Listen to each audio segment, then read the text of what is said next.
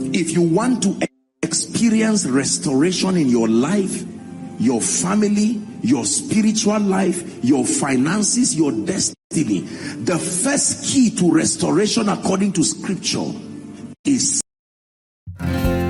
This sermon was downloaded from www.spiritnerds.org. We equip Christians with thousands of strategic spiritual materials daily. Join millions of Christians around the world who have come to Spirit Nerds to learn about God and His Word today. God can restore. Hallelujah.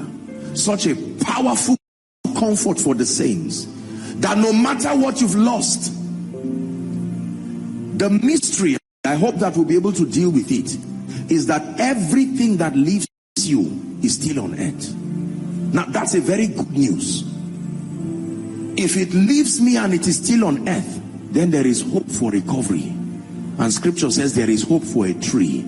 Do you know why there's hope for a tree? Because provided the earth from where it came out from is still there, there is hope for a tree.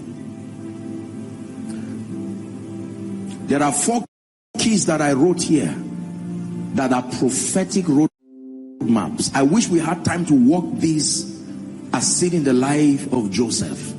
But if any one of you in this assembly, following online from any part of the world, if you walk through this process, I give you a guarantee by the integrity of scripture, regardless what the situation is, you truly will come out. Are we together? This is where I want you to pray. In 1 minute, cry and say, Lord, open my eyes. No assumptions. Open my eyes. In the name of Jesus, that which you are about to show, because many of us are at this point now, haven't explained to you the mystery of the prison, haven't explained to you the mystery of the losses around your life and destiny, whether it was for a genuine reason or otherwise. I am showing you a prophetic roadmap by the Spirit, that a way out can come if you can see.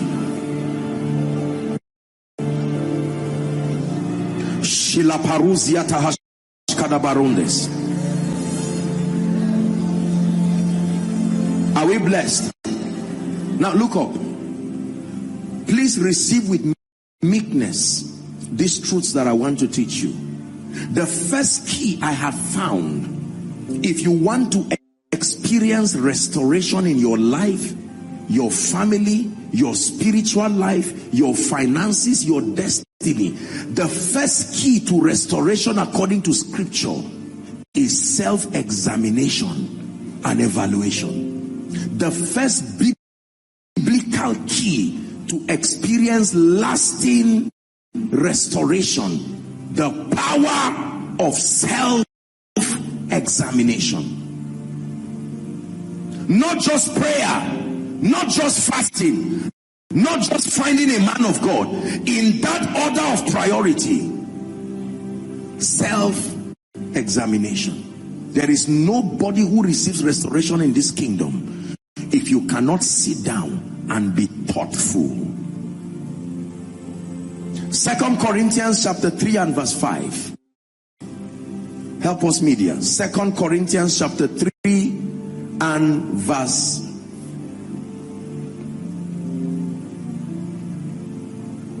Oh dear. Let's look at Luke 15. Luke 15. I wrote a scripture there that I can't seem to find. Luke 15 from verse 17 to 20.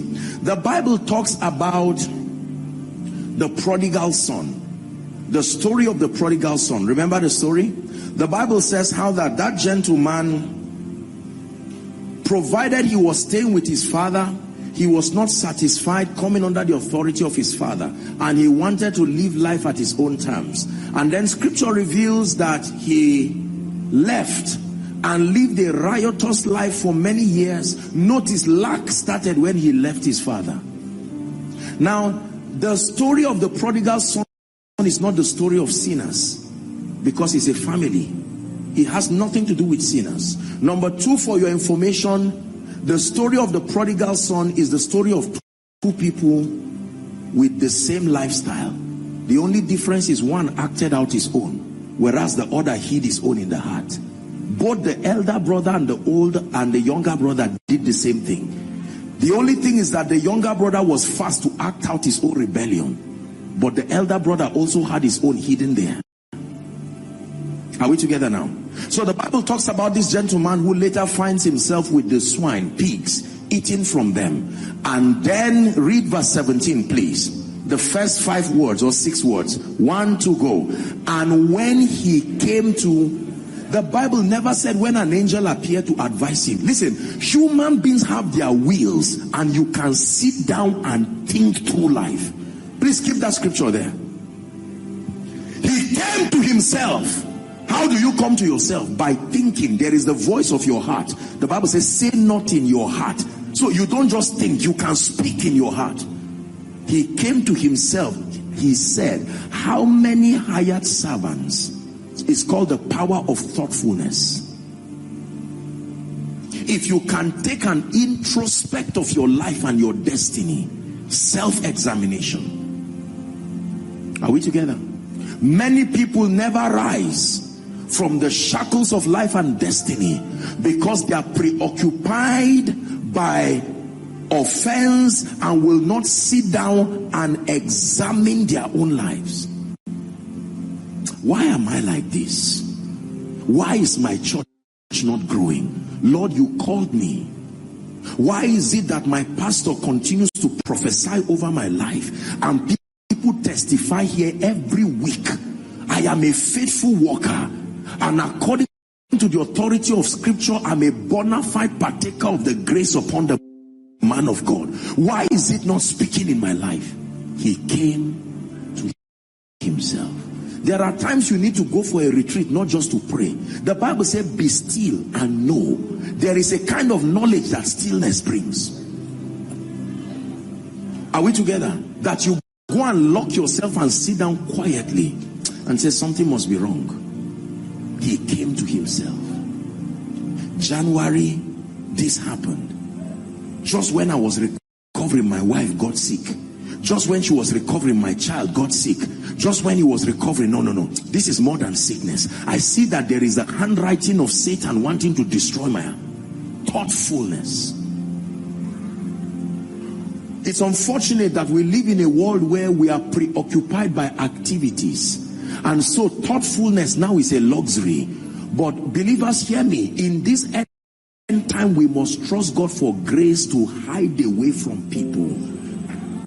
If you're a man of God here, respectfully, this is an honest advice. You will never be a cutting-edge tool in this end time. If you, the gallancy and the flamboyancy of ministry can deceive us into believing that just because activities are around Joshua Selman, it means we are making progress. We need to sustain the courage and the stamina to go back. In fact, in the spirit, the more God honors you, he does it by hiding you. That everything that is glorious is hidden. If all of you is seen by all men, you are not powerful. And when Rebecca saw Isaac, she veiled herself as a proof that she was a bride befitting for him. As soon as she saw Isaac, the one she would be connected to, she veiled herself.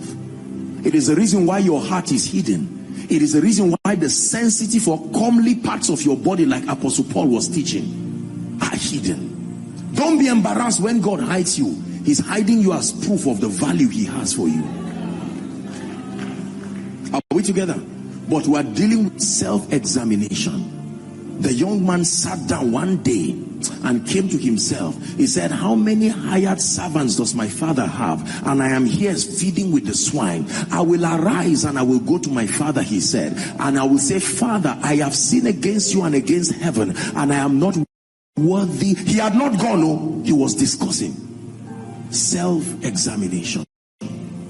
That in the name of Jesus, I will not be a lazy man in this Abuja again. The Bible says the earth is the Lord's. I know there is a portion for me. I've been giving excuses and saying all my family members are like that. I know my father did not train me. I know I did not have the leverage of uncles and aunties. But if I continue to give this excuse, I will find out one day I'm 50 years, 60 years, 70 years giving excuses. From today, I make up my mind. Self-examination.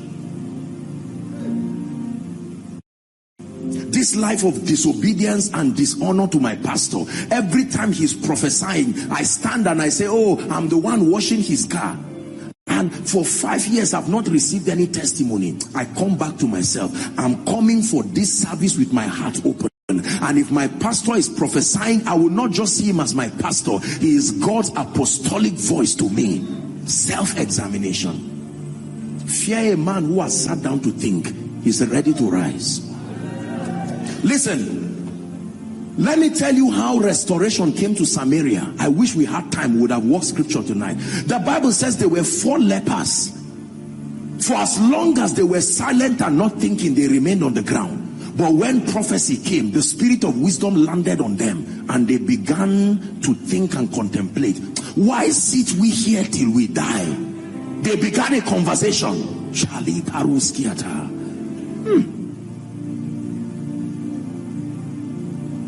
Let's get up. If we fall into their hands, at least let's take that risk and make meaning out of our destiny. Instead of sitting down and giving excuses, Nigeria is not working, let me go and look for land at least somewhere. I may not have the money to buy it, but they will not arrest me for seeing. Let me trust God for grace.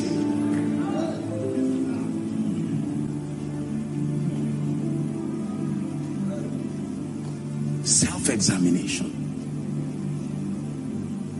No, I think Reverend Abba is too busy to see me. I need this grace, and I keep seeing him in my dreams, but I'm sure one day, by God's divine mercy, he will connect us. You are joking. You are really joking. One day you have to sit down and ask yourself, am I ready to sit here in pride, or humble myself and pursue like the woman with the issue of blood? And you may get up and say, I will come and sit in the church here. On that day, God will say, my son, please come around and just stroll. You see, the prodigal son didn't need to reach home before he met his father.